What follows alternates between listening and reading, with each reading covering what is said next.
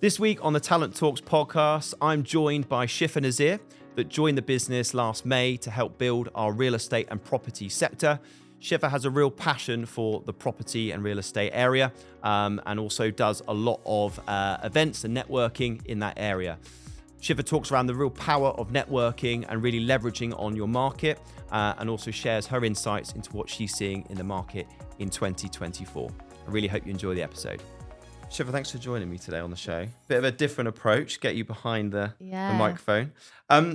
Firstly, do you want to, for our listeners, tell us a bit more about you and your role at Talent Drive? Yeah, sure. So maybe I'll go back a little bit. Yeah. Before that is I have over now 5 years experience in recruitment across both agency and then in-house, and came back to the agency world. And I was really excited after we had that initial conversation at Talent Drive and all the potential opportunities that we can build out here. So now I am leading out the real estate division, but I also work closely with Brian, and we business partner closely with like finance and consultancy clients as well. Brilliant. Yeah. And obviously for our listeners, you're very passionate from a real estate and a property side. So tell us a bit more about, because you've got your entrepreneurial flair, should we say, with your real estate work you do as well. Yeah, definitely. So I really have an interest in real estate, property. I just like all the different strategies you can sort of build out in that, I guess, on a personal level. I'm building out like my own sort of portfolio as well. So I tend to go to a lot of property networking and events, and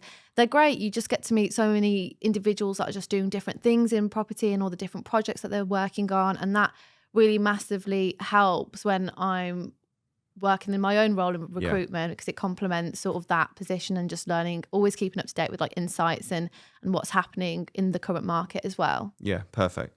And obviously you're relatively new, in inverted commas, into procurement recruitment. Yes. So how have you found that? Have you found going into procurement, the kind of people you're dealing with? What's it been like for you? Yeah, honestly, I'm not saying this to be biased at all, but I love recruiting in procurement. And I think, honestly, hats off to the candidates and clients, because they're really on it as well. Yeah.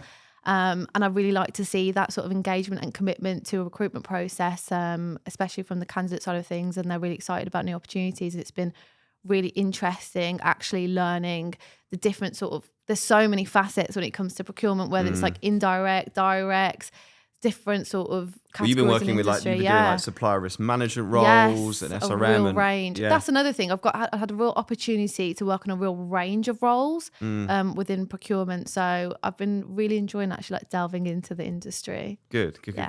So in terms of 2024 then for you, what's the sort of attitude, I guess, of your network going into this year? Is it a positive mood? Is it a little bit cautious, or what are you finding? What's the general view in your market? I would say I'm definitely seeing a lot more sort of positive movements.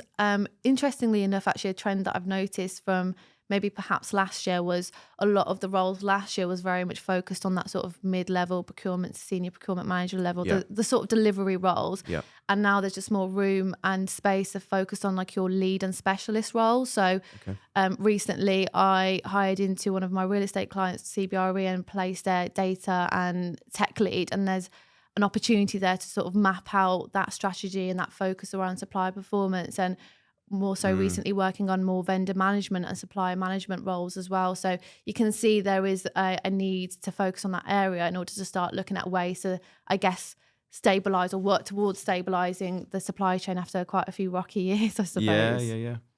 Well, I totally agree. And I think what we're seeing is certainly 10, 15 years ago, it used to be very much traditional, just buying stuff, and it was like a procurement manager for IT or HR. But like you say, because procurement's becoming more and more immersed into businesses, we're seeing a lot more of those roles around governance and supply risk manager. And definitely. So in terms of tips to your network, particularly from, let's focus on candidates to start with, what advice would you give to people that are looking for new roles at the moment? What kind of things would you be saying that people should be doing to stand out from the crowd? Definitely.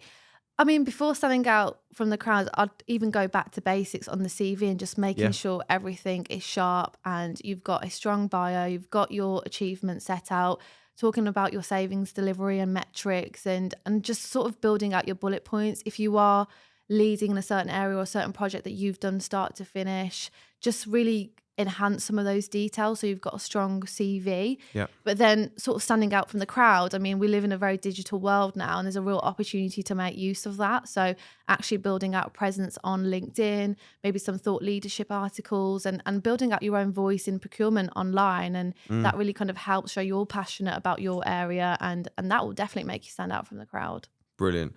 I think that's a great point. And I think it's interesting. I was having this debate at an event last week around actually being in your comfort zone and sometimes nudging yourself slightly outside your comfort zone within reason to go into different markets. But I think it's around marketing yourself, in the right way. Yeah.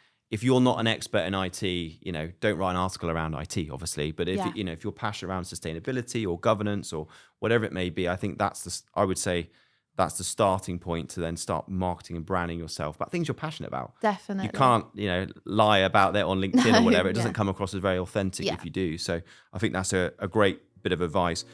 Quick break from the episode. I hope you're enjoying today's show. To keep up to date with our Talent Talks podcast episodes, don't forget to hit the subscribe button. This will help build our audience and our mission to raise the profile of procurement.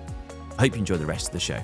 One of the bits as well I know you're passionate about is networking. You've touched at them with your events. So what else would you say your procurement network can do around sort of networking and getting out there and getting their own brand out there? Definitely. I think obviously going to events, but if there's an opportunity within your team to host events, I mean, we saw that last week or a couple of weeks ago? Yeah. With Bearing Point as well, just actually sort of getting your name out there and hosting, that can massively help. So if there's opportunities to do that, for sure. And do things like this, like podcasts, like there's a great opportunity to further talk about what you're doing. And there's so much to debate about in procurement as well. There's so many constant changes, and I think more than ever, procurement are finally getting the space that they truly deserve and seeing how valuable they are to the industry right now as well. Yeah, absolutely. I mean, I think it's interesting on the podcast. We'll see, we host the Talent Talks one, but in terms of a lot of our guests have never done anything like that before. Yeah. They come on the show and they have fun and they enjoy it and they think, actually, it wasn't so scary. And it's just, okay, the mic's there, but I kind of forget about it. I'm just having a conversation. And actually, it, like you say, the reason why we do the podcast is to elevate the profession and elevating the people that are on the pod as well. And I think I totally agree. I think procurement sometimes aren't very good at amplifying their voice and actually branding them, marketing themselves. Yeah. They do so much amazing stuff internally, but actually externally sharing their knowledge and what they've been doing. So no, I totally agree. And in terms of opportunities in 2024, what do you see as growth markets, what you're seeing in the market at the moment? Yeah, I think particularly for real estate, I think there's a lot of opportunity to look at technology integration and the digitalization. I think specifically with real estate and construction, there's a lot of large, complex projects and the timescales that you need to adhere to. So utilizing, obviously not to replace the role of procurement, but definitely utilizing it to help, for example, enhance the procurement process or manage cost management as well, and just easy access to reporting and data that can really help maybe improve the efficiency of that timeline and project, and opportunities for supply diversity as well. Again, with real estate, there's so many codes and regulations, environmental, safety, labor, sustainability. There's a real pressure to ensure your supplier base is meeting these targets.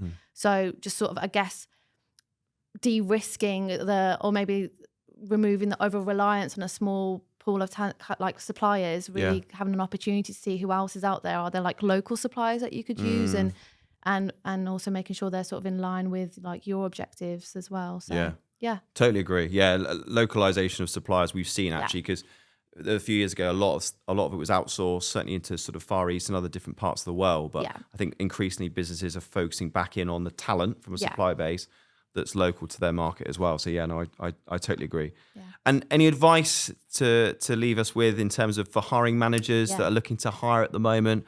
What would you say to get ahead of the market? I think we could write a whole book on this, to be honest. That I'd say my top advice would be ensuring you have a clear idea of what you need that role to look like in the team, and obviously making sure you've got all the sign-off and everything. But the clearer you are, the better you can explain that to the candidate, and that just really helps make sure you are sort of fitting the piece of the puzzle right. And just making sure you've got a clear idea how the process needs to look. Like, what does your first stage need to look like? Who are the right stakeholders that needs to be in that process? I think I actually just did a recent post about this, is you need to have the people relevant to that role in your interview process, because they are part of the team, they are part of the decision process and the growth. And this really allows the candidate to have actually a true, authentic experience of the company and their team, and allows them to make a well-informed decision on their next role. Especially when it comes to like permanent full-time roles. They want to stay for a long time. So just make sure you get that bit right, and that can really help contribute to talent retention. Yeah, totally agree. Well, internally focused, it shows, it gives them engagement and they feel part of the process. And then the external candidate also gets that engagement that they can actually ask that individual questions, because the procurement director or the head of or whatever that's doing the interview will obviously have a good understanding of the role, but actually the person that's in it, living, breathing it, or working with them, will be able to give them a lot more context of the day-to-day. So great advice. Definitely. Shifa, thank you very much for joining me. Thank you very much. Thank you.